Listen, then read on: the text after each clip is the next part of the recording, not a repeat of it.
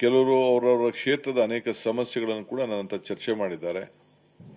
ಅದನ್ನು ಕೂಡ ನಮ್ಮ ಹಣದ ಗಮನದಲ್ಲಿಟ್ಕೊಂಡು ಯಾವ ರೀತಿ ಅದನ್ನು ಉಪಯೋಗಿಸಬೇಕು, ಯಾವುದು ಕೂಡ ಕ್ಷೇತ್ರದ ಅಭಿವೃದ್ಧಿಗೆ ಪ್ರತಿಯೊಬ್ಬ ವ್ಯಕ್ತಿ ಕೂಡ ಯಾವುದೇ ಫಲಾನುಭವಿಗಳು ಕೊಡಬೇಕಾದ್ರೆ ಎಲ್ಲ ದಾಖಲೆ, ಫೋಟೋ, ಅವನಿಗೆ ಹಣ ಕೊಡಬೇಕಾದ್ರೆ, ಅವನಿಗೆ ಏನಾದ್ರು ಸಹಾಯ ಮಾಡಬೇಕಾದ್ರೆ, ಆ ಫಲಾನುಭವಿ ಆಯ್ಕೆ ಮಾಡಬೇಕಾದ್ರೆ ಪ್ರತಿಯೊಂದು ಕ್ಷೇತ್ರದಲ್ಲೂ ಕೂಡ ಆ ಫಲಾನುಭವಿಗಳ ಇಂದಿನ ಪರಿಸ್ಥಿತಿ ಏನಿತ್ತು, ಕೊಟ್ಟ ಮೇಲೆ ಏನಾಗಿದೆ, ಅವನ ಫೋಟೋ, ಭಾವಚಿತ್ರ ಎಲ್ಲ ಕೂಡ ನೀವು ಇಟ್ಕೊಳ್ಬೇಕು, ವಿಡಿಯೋ ಮಾಡಬೇಕು.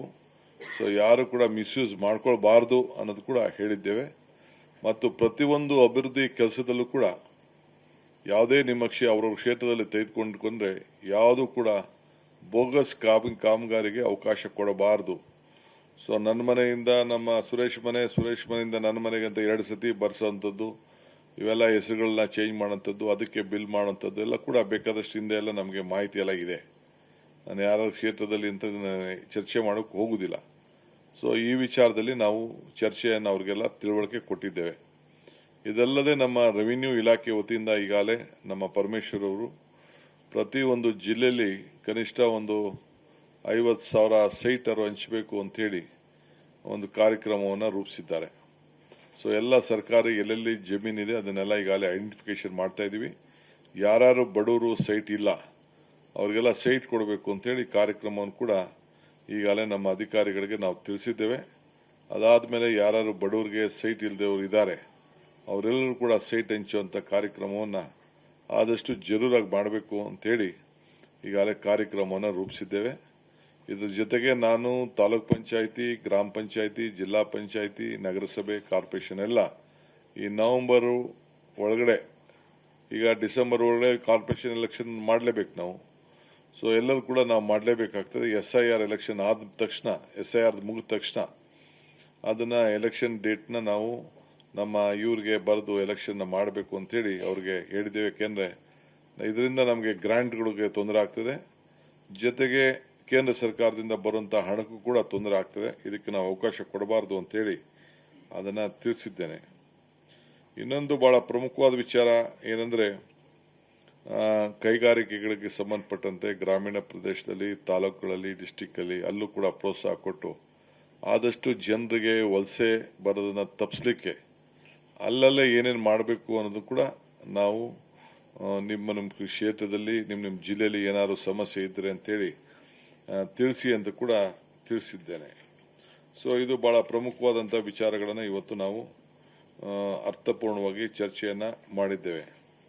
ಇನ್ನೊಂದು ಬಹಳ ಪ್ರಮುಖವಾದ ವಿಚಾರ ಏನಪ್ಪಾ ಅಂದರೆ, ಕಸ್ತೂರಿ ರಂಗನ್ ವರದಿ ಏನು ಬಂದಿದೆ, ಪಶ್ಚಿಮ ಘಟಕದ ಪರಿಸರ ಸೂಕ್ಷ್ಮ ಪ್ರದೇಶ ಅಂತೇಳಿ ಕೇಂದ್ರದಿಂದ ಕರಡು ಅಧಿಸೂಚನೆ ಬಂದಿದೆ. ಇದಕ್ಕೆ ನಮ್ಮ ರಾಜ್ಯದ ನಿಲುವು ಏನು ಅನ್ನೋದು ಬಹಳ ಪ್ರಮುಖವಾದಂಥ ವಿಚಾರ.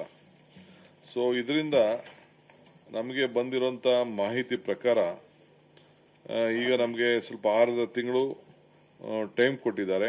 10 ಜಿಲ್ಲೆಯಲ್ಲಿ 33 ತಾಲೂಕು, 14,449 ಗ್ರಾಮಗಳು ಇಲ್ಲಿ ಬರ್ತದೆ. ಸೊ ಕರ್ನಾಟಕದಲ್ಲಿ 20,668 ಚದರ ಕಿಲೋಮೀಟರ್ ಪ್ರದೇಶ ಇದೆ. ಸೊ ಇಲ್ಲಿ ಮುಂದೆ ನಮ್ಮ ಕೃಷಿಕರ ಜೀವನೋಪಾಯಕ್ಕೆ, ಅವರ ಮೂಲ ಸೌಕರ್ಯ ಮತ್ತು ಅವರ ಭವಿಷ್ಯ ಅಭಿವೃದ್ಧಿಗೆ ಬಹಳ ತೊಂದರೆ ಆಗ್ತಾ ಇದೆ. ಸೊ ಇದನ್ನು ಯಾವ ರೀತಿ ನಾವು ರಕ್ಷಣೆ ಮಾಡಬೇಕು ಅಂತ ಹೇಳಿ ಈಗಾಗಲೇ ಚರ್ಚೆ ಮಾಡಿದ್ದೇವೆ. ಹಿಂದೆ ಕೂಡ ನಮ್ಮ ಸರ್ಕಾರ ಇದನ್ನು ತಿರಸ್ಕರಿಸಬೇಕು ಅಂತೇಳಿ ನಾವು ಕ್ಯಾಬಿನೆಟ್ನಲ್ಲಿ ಸಿದ್ದರಾಮಯ್ಯನವರ ಸರ್ಕಾರ ಇದ್ದಾಗ ನಾವು ಅದನ್ನು ಮಾಡಿದ್ದು. ಆದರೂ ಕೂಡ ಅವರು ಅದನ್ನು ಪರಿಗಣದೆ ಈಗ ಏಕಪಕ್ಷೀಯ ನಿರ್ಧಾರವನ್ನು ತೆಗೆದುಕೊಂಡಿದ್ದಾರೆ.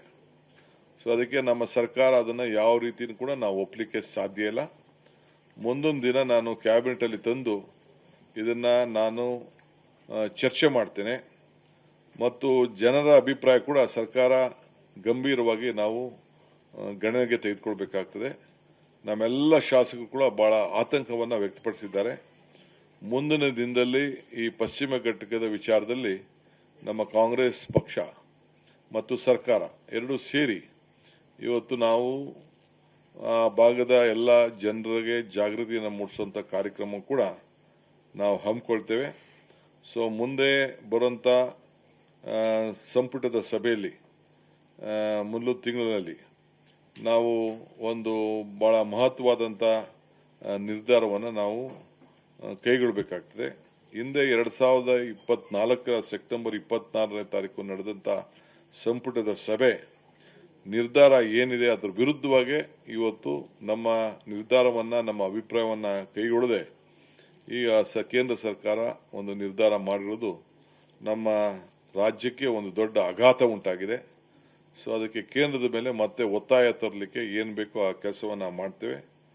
ಸೊ ಅದರಿಂದ ಕೇಂದ್ರ ಸರ್ಕಾರ ನಾವು ಮಾಡಿದಂಥ ಅಪೇಕ್ಷೆಗೆ ಗೌರವನ ಕೊಡಬೇಕು. ಮುಂದೆ ನಾವು ಯಾವ ಕಾರಣಕ್ಕೂ ಒಪ್ಪಲಿಕ್ಕೆ ಸಾಧ್ಯ ಇಲ್ಲ.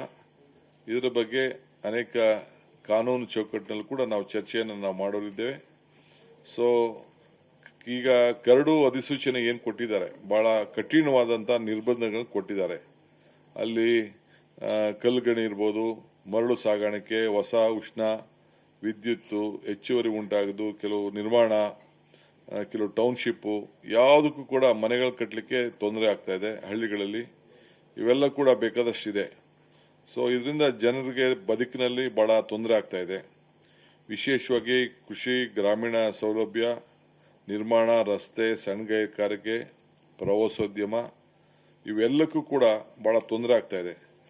ಅದು ನಮ್ಮ ವಿರೋಧವನ್ನು ನಾವು ಬಹಳ ಸಮರ್ಪಕವಾಗಿ ವ್ಯಕ್ತಪಡಿಸಬೇಕಾಗಿದೆ. ಆ ನಿಟ್ಟಿನಲ್ಲಿ ಒಂದು ಕರ್ನಾಟಕಕ್ಕೆ ಒಂದು ಮಾದರಿ, ಬೇರೆ ಕಡೆಗೆ ಇನ್ನೊಂದು ನಿಯಮ, ಕರ್ನಾಟಕ ಒಂದು ನಿಯಮ, ಬೇರೆ ಕಡೆಗೆ ಒಂದು ನಿಯಮ, ಇದನ್ನು ನಮ್ಗಾಲೆ ಮಾಹಿತಿ ನಮಗೆ ದೊರಕಿದೆ. ಇದರ ಬಗ್ಗೆ ನಾವು ಒಂದು ಹೊಸ ಚಿಂತನೆಯನ್ನು ಕೂಡ ನಾವು ವೈಜ್ಞಾನಿಕವಾಗಿ ಒಂದು ವಿಧಾನ ಅಗತ್ಯ ಇದೆ ಅಂತ ಹೇಳಿ ನಾವು ಕೂಡ ಕೆಲವು ತಜ್ಞರ ಹತ್ರ ಚರ್ಚೆ ಮಾಡಲಿಕ್ಕೆ ತೀರ್ಮಾನವನ್ನು ನಾವು ಮಾಡಿದ್ದೇವೆ.